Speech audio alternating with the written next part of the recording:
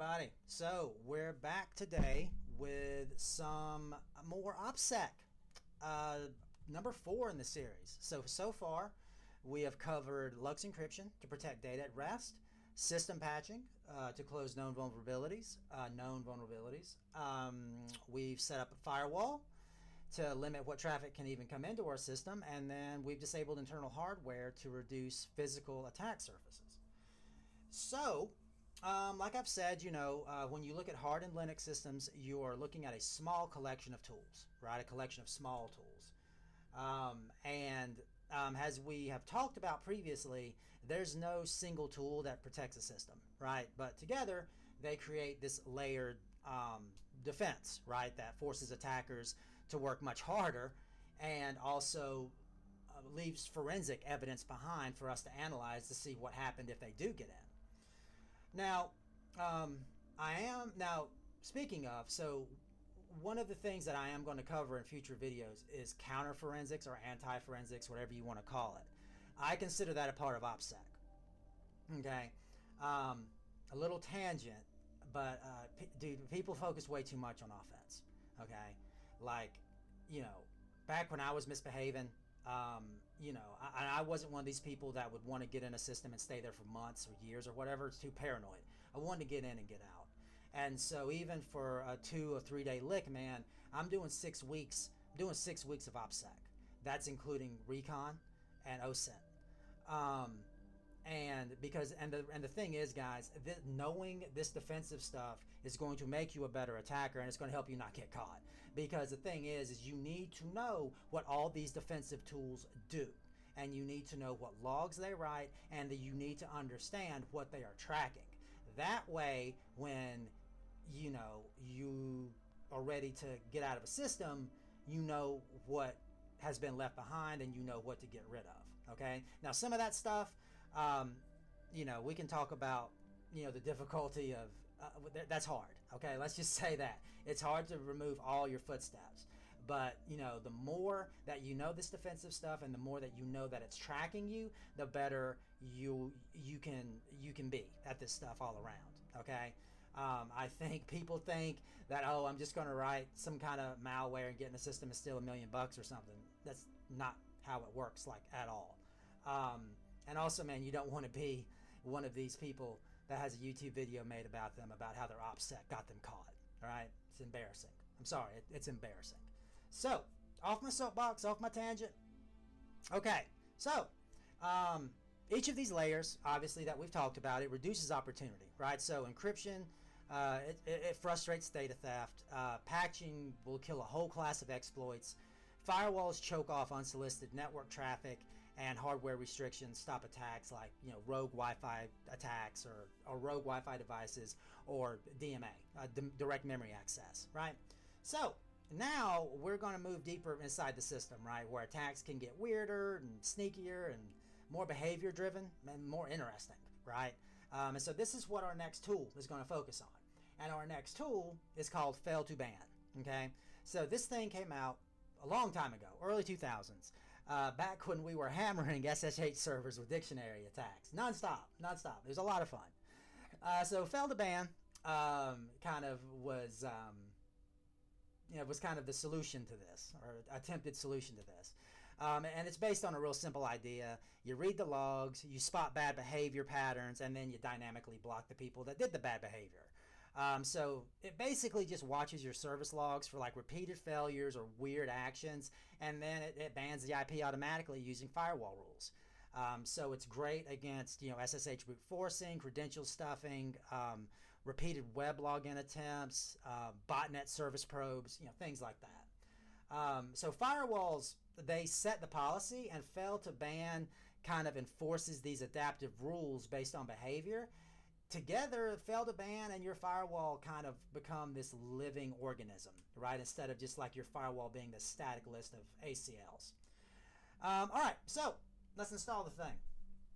Sudo apt install Fail2Ban. I already have it installed. So then you need to make sure that it is running. Systemctl status Fail2Ban. All right, we're up and going. Now, the thing to know is that Fail2Ban is based on jails and jail files. Okay, that's Jail. So if we go to the Fail2Ban directory under ITSE, we will see that there are two files here, right? You have jail.conf and jail.local. Now, important to remember, when you install Fail2Ban, jail.local will not be there, okay? So the idea here is that you never overwrite jail.conf, okay? You always override jail.conf via jail.local, okay? And so what you're going to do, the first thing that you're going to do when you install Fail2Ban is you're going to come in this directory and you're going to copy jail.conf into jail.local, okay? And that's going to give you your customization file, okay? So that, again, it gives you a starting point with all the sections already laid out. You really just have to go in and enable and tweak the jails you want, all right? So what's a jail? All right, so if we go in to jail.local, you know, let's look for SSHD, okay? There, all right, so this is a jail, right? So we see a jail here, SSHD, there's one for Dropbear, SE Linux SSH, there's a bunch of these predefined for you. And you'll also see that there are some attributes defined for you, okay? So it already has the port, which is going to be whatever port you have defined for SSH. It's going to have a log path, which is the log path for your distribution to the SSHD logs or whatever, and then a backend, okay? A backend is how Fail2Ban reads and follows a log file. It's the log watching engine. This isn't saying that the SSH daemon is being used to write logs. It just instructs the SSH jail to pick an appropriate backend. That could be systemd, polling, it could be set to auto, you know, SSD, right, whatever. And you know, with SSH, some systems log SSH events through systemd, you know, journald. Others write them to auth.log. Some do both, okay? So this lets distros override that variable in their package configs without rewriting the whole SSH jail, right? So in this case, SSH backend, it's just going to pick the right one, okay? You don't have to worry about it. Now, let's do some configuration, and I'll kind of walk you through what you do, or what they mean. All right, so the first thing that you got to do is you have to enable the thing, right? Now, this is going to be a demo, okay? So let me tell you, so the demo we're going to do is I'm going to log in from, I'm going to attempt multiple login attempts from attacker machine, and we're going to see Fail2Ban ban us, okay? And so that's what I'm setting up here. So we need to enable it, of course. We're going to use a filter, SSHD, which I will explain in a moment. Then we're going to do max retry. This is going to be pretty aggressive, so you can see it quickly. We'll set it to 4. So that's the number of retries that can be had before I ban somebody, okay? Okay, and then we're going to do find time, and then we're going to do ban time. Right? Now, so what we're saying here is we're going to, within the span of 2 minutes, pretty aggressive here, we're going to give someone 4 retry attempts. And then if they fail, we're going to ban them for 10 minutes. Okay, that's basically what this is saying. Now, filter. Okay, so what filter is it loads predefined regex rules from the filterd directory, right? So this is set up. So let's look at that right quick. All right, so if we go to filter, we can just go here and we do this. Right, we see a bunch of filters, and we see here is the SSH one, okay? And so guys, these are just a bunch of collections of regexes that Fail2Ban uses to detect malicious behavior. You can go in and explore these if you want. It's not that interesting, but that's what these are for, okay? So now that we've got our configuration set up, we need to restart Fail2Ban, okay?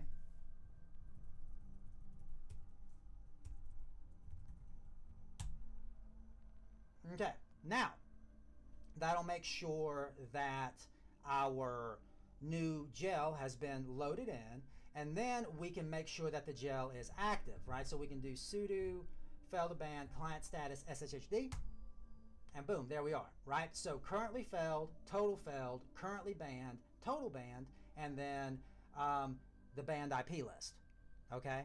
So we're ready, okay? So this is pretty much, we're set up, we're ready to go.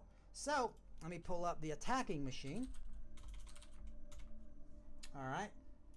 And what we're going to do, now remember, with Fail2Ban, I am pretty sure when you connect, that counts as an attempt. So we should only have to do 3 login attempts before we get banned. All right, so let's go. All right. I'm going to type in some bad passwords.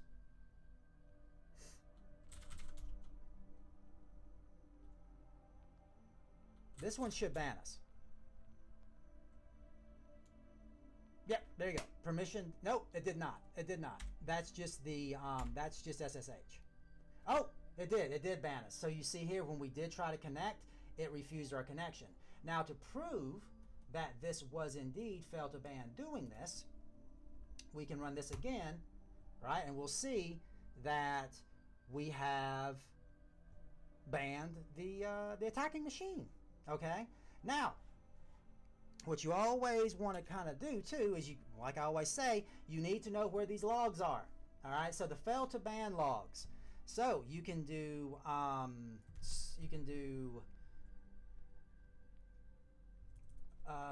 where are they at?